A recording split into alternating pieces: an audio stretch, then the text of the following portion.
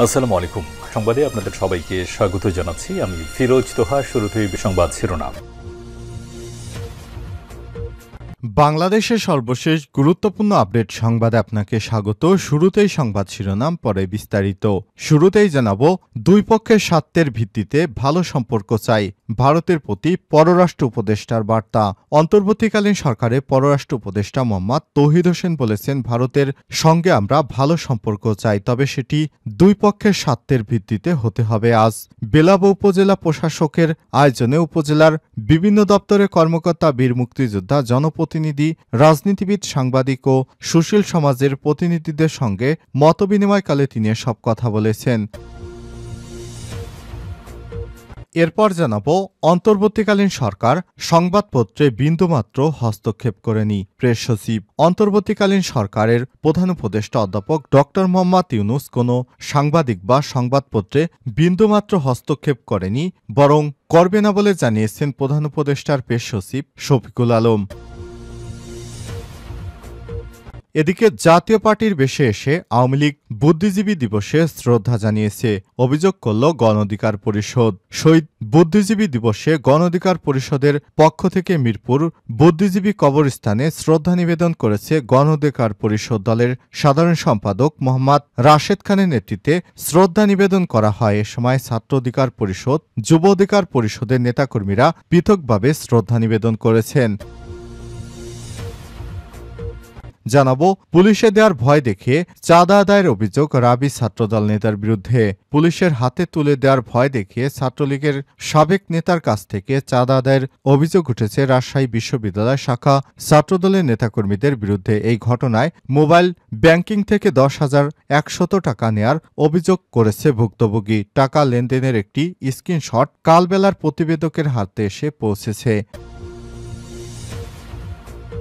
এবারে জানাবো, পুলিশের কাছ থেকে আওয়ামী লীগ নেতাকে ছিনিয়ে নিল গ্রামবাসী।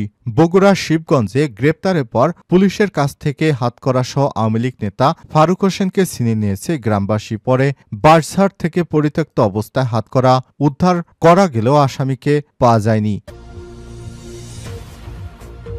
এবং সর্বশেষ জানাবো, তাইওয়ান প্রণালীতে মার্কিন গুপ্তচর বিমানের আনাগোনা। তাইওয়ানের প্রণালীতে মার্কিন নৌবাহিনীর গুপ্তচর বিমানের আনাগোনা লক্ষ্য করা গেছে। শুক্রবার 13 ডিসেম্বর এমন একটি বিমান প্রণালী জুড়ে উঠতে দেখা যায়। এ সময় সতর্ক হয়ে ওঠে স্থানীয় বাহিনী।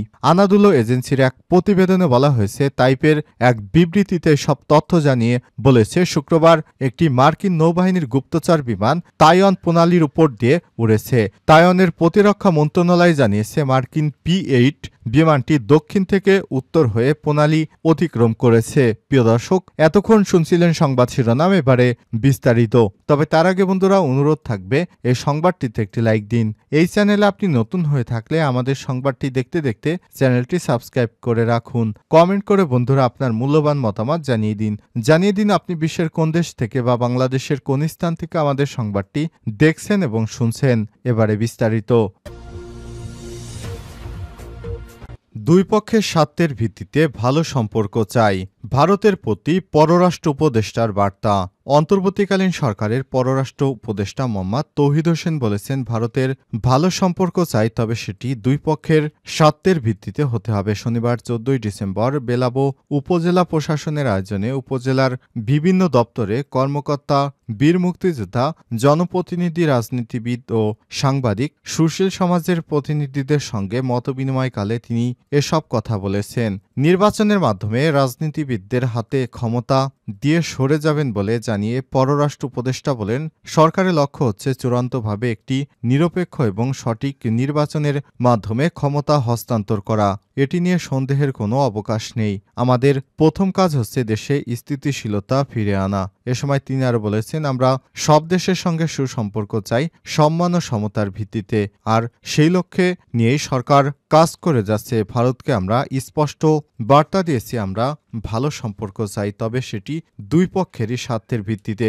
বেলাবো উপজেলা নির্বাহী কর্মকর্তা মোহাম্মদ আব্দুল করিমের সভাপতিত্বে মতবিনিময় সভায় উপস্থিত ছিলেন সেতু বিভাগের সাবেক সচিব মোহাম্মদ জাহিদ হোসেন, MRDI এর অ্যাডভাইজার মোহাম্মদ শাহিদ হোসেন, বাংলাদেশ জ্বালানি ও বিদ্যুৎ গবেষণা কাউন্সিল বিপিআরসির চেয়ারম্যান মোহাম্মদ ওয়াহিদ হোসেন, বাংলাদেশ বিমান বাহিনীর সাবেক এয়ার কমোডর খালিদ হোসেন, রায়পুরা সার্কেলের সহকারী পুলিশ সুপার আফসান আল আলম, বেলাবো উপজেলা সহকারী কমিশনার ভূমি মোহাম্মদ নাজমুল হোসেন, উপজেলা বিএনপির আহ্বায়ক আহসান হাবিব বিপ্লব, উপজেলা বিএনপির সাবেক সভাপতি অলিউর রহমান কাউসার প্রমুখ। অন্তর্বর্তীকালীন সরকার সংবাদপত্রে বিন্দুমাত্র হস্তক্ষেপ করেনি প্রেস সচিব। অন্তর্বর্তীকালীন সরকার কোনো সাংবাদিক বা সংবাদপত্রে বিন্দুমাত্র হস্তক্ষেপ করেনি এবং করবে না বলে জানিয়েছেন প্রধান উপদেষ্টার প্রেস সচিব শফিকুল আলম। শনিবার 24শে December Dhaka reporters unity DRU এক আলোচনা সভায় তিনি এসব কথা বলেছেন। শফিকুল আলম বলেন, আমরা 1 ইঞ্চিও গণমাধ্যমের স্বাধীনতা আটকাবো না। আমাদের সরকারের উদ্দেশ্যই হচ্ছে মুক্ত গণমাধ্যম এবং মুক্ত সাংবাদিকতা। অন্তর্বর্তীকালীন সরকারের স্বাধীন সাংবাদিকতায় বিশ্বাসী জানিয়ে তিনি বলেন, গত 4 মাসে আমরা কাউকে মানা করিনি সাংবাদিকতা করতে। আপনারা আমাদেরকে ভুল ত্রুটি দেখিয়ে দিন, ধরিয়ে দিন। ক্ষমতায় থাকলে অনেক কিছু বোঝা যায় না, তাই আপনারা দায়িত্ব নিয়ে ভুল ধরিয়ে দিন, আমরা ভুলগুলো শুধরে নেব। এ সময় তিনি বলেছেন, ইতিমধ্যেই গণমাধ্যম সংস্কার কমিশন কাজ শুরু করেছে। তাদের প্রতিবেদনের ভিত্তিতে অন্তর্বর্তীকালীন সরকার এর মাধ্যমে নতুন উচ্চতায় নিয়ে যেতে চায় সম্পর্ক। প্রেস সচিব আরও বলেছেন, গণমাধ্যমের মালিকেরা যেন সাংবাদিকদের মুখ বন্ধ করতে না পারে এ বিষয়ে তারা কাজ করতে চান। মালিকদের উদ্দেশ্যে তিনি বলেছেন, সাংবাদিকদের বেতন না দিতে পারলে মালিকদের বলবো প্রতিষ্ঠান বন্ধ করে দেন, কিন্তু কোনো সাংবাদিক ভাই যেন কোনোভাবে ষড়যন্ত্রের শিকার না হয়। তাদেরকে দয়া করে সহায়তা করুন। তারা বিশ্বের বুকে বাংলাদেশকে প্রতিষ্ঠিত করতে সহায়তা করছে। এছাড়াও বাংলাদেশের স্বৈরাচারীদের মুখোশ উন্মোচন করতে গণমাধ্যম সবচেয়ে বেশি ভূমিকা রাখছে। অতএব গণমাধ্যমের ভূমিকা অপরিসীম। গণমাধ্যম না থাকলে আমরা আমাদের ভুল বা দোষ ত্রুটিগুলো কখনোই জানতেই পারবো না। এ সরকার সবসময় গণমাধ্যমের স্বাধীনতা দিয়েছে এবং ভবিষ্যতেও দিবে বলেও জানান তিনি। জাতীয় পার্টির বিশেষে আওয়ামী লীগ বুদ্ধিজীবী দিবসে শ্রদ্ধা জানিয়েছে। শহীদ বুদ্ধিজীবী দিবস উপলক্ষে গণ অধিকার পরিষদের পক্ষ থেকে মিরপুর বুদ্ধিজীবী কবরস্থানে শ্রদ্ধা নিবেদন করেছে গণ অধিকার পরিষদ দলের সাধারণ সম্পাদক মোহাম্মদ রাশেদ খানের নেতৃত্বে শ্রদ্ধা নিবেদন করা হয়। এ সময় ছাত্র অধিকার পরিষদ, যুব অধিকার পরিষদের নেতাকর্মীরা পৃথকভাবে শ্রদ্ধা নিবেদন করেন। শনিবার 14 ডিসেম্বর প্রকাশিত প্রেস বিজ্ঞপ্তিতে সব তথ্য জানানো হয়েছে।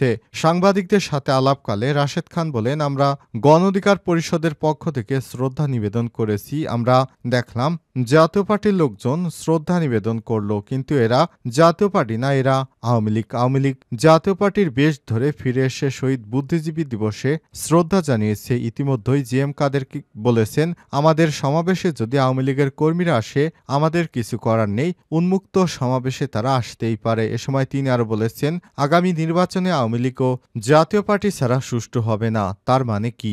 GM কাদের আওয়ামী লীগকে পুনর্বাসনের দায়িত্ব নিয়েছে। আজকে শ্রদ্ধা নিবেদনের নামে তারা ফিরে আসার মিশন শুরু করেছে। এখানে কেন পর্যাপ্ত পুলিশ নেই? কিভাবে জাতীয় পার্টি ঢুকলো?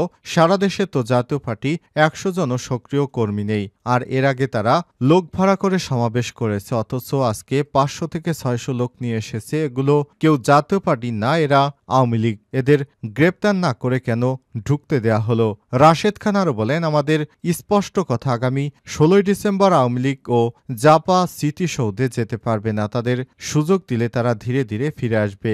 এখনই তাদের হাঁটু চেপে ধরতে হবে। গণহত্যার বিচারের আগে কোনো সাংগঠনিক কার্যক্রম তারা করতে পারবে না। আর আওয়ামী লীগ ও জাতীয় পার্টিকে কেন এখনো নিষিদ্ধ করা হচ্ছে না? এই দেশকে তারা ধ্বংস করেছে।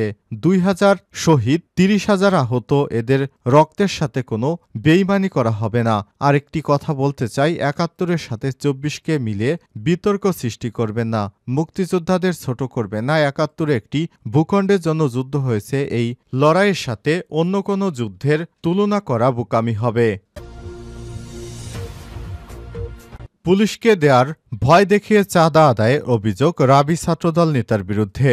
পুলিশের হাতে তুলে দেওয়ার ভয় দেখিয়ে ছাত্রলীগের সাবেক নেতার কাছ থেকে চাঁদা আদায়ের অভিযোগ উঠেছে রাজশাহী বিশ্ববিদ্যালয় শাখা ছাত্রদলের নেতাকর্মীদের বিরুদ্ধে। এই ঘটনায় মোবাইল ব্যাংকিং থেকে 10,100 টাকা নেয়ার অভিযোগ করেছে ভুক্তভোগী। টাকা লেনদেনের একটি স্ক্রিনশট কালবেলার প্রতিবেদকের হাতে এসেছে।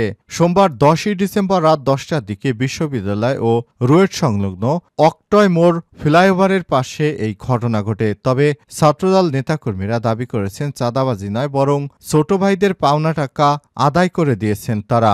অভিযুক্ত ছাত্রদল নেতা হলেন জাকির হোসেন। তিনি সমাজকর্ম বিভাগে 2015-16 শিক্ষাবর্ষের শিক্ষার্থী। বিশ্ববিদ্যালয় শাখা ছাত্রদলের বর্তমান কমিটিতে না থাকলেও আসন্ন কমিটিতে তিনি ছাত্রদলের সাধারণ সম্পাদক পদপ্রার্থী বলে জানা গেছে। অপর অভিযুক্ত নেতা তাকবির আহমেদ ইমন, তিনি IBAB 2017-18 শিক্ষাবর্ষের শিক্ষার্থী। এছাড়াও রাবি শাখা ছাত্রদলের বর্তমান কমিটির আহ্বায়ক সদস্য। তারা দুজনে শাখা ছাত্রদলের যুগ্ম আহ্বায়ক শফিকুল আলম শফিকের অনুসারী বলে জানা গেছে। অভিযুক্ত আরেকজন হলেন মুজাহিদ আল হাসান রাজু। তিনি সমাজকর্ম বিভাগের 2019-20 শিক্ষাবর্ষের শিক্ষার্থী, তবে তার কোনো রাজনৈতিক পরিচয় জানা যায়নি। অভিযুক্ত ছাত্রলীগের সাবেক দুই নেতা হলেন মনিরুল ইসলাম জয় ও সাব্বির হোসেন জয় বিশ্ববিদ্যালয় সমাজকর্মের 4th বর্ষের শিক্ষার্থী ও জাহিদ জিয়াউর রহমান হল শাখা ছাত্রলীগের সহ সম্পাদক ছিলেন। সাব্বির হোসেন সমাজকর্ম বিভাগের ওই শিক্ষাবর্ষের শিক্ষার্থী। বঙ্গবন্ধু হল শাখা ছাত্রলীগের উপক্রীড়া সম্পাদক ছিলেন তিনি।